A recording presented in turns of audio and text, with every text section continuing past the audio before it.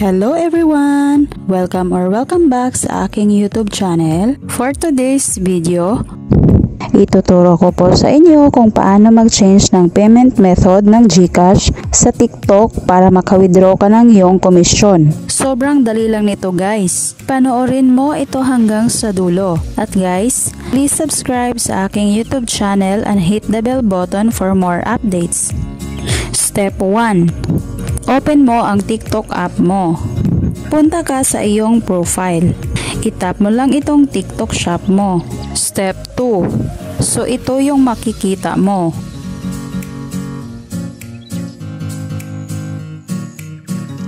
Itap lang itong earnings.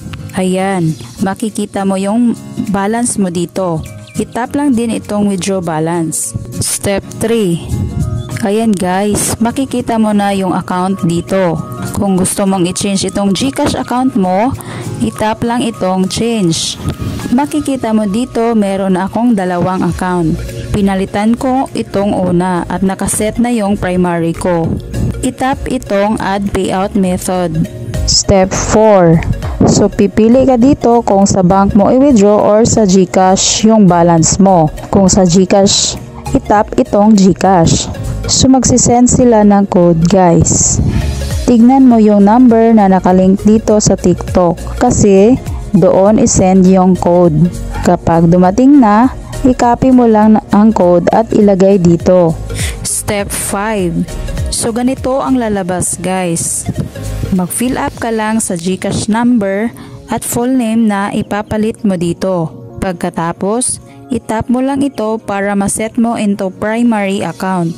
Pagkatapos, pwede mo nang i-submit. So ayan guys, napalitan na yung GCash account natin.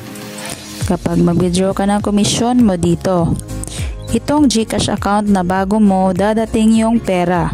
So ayan, na-change na yung number dito. Ganun lang po siya kadaling palitan guys. Sana natulungan ko kayo. Dito na lang tayo. Thank you for watching. God bless you everyone.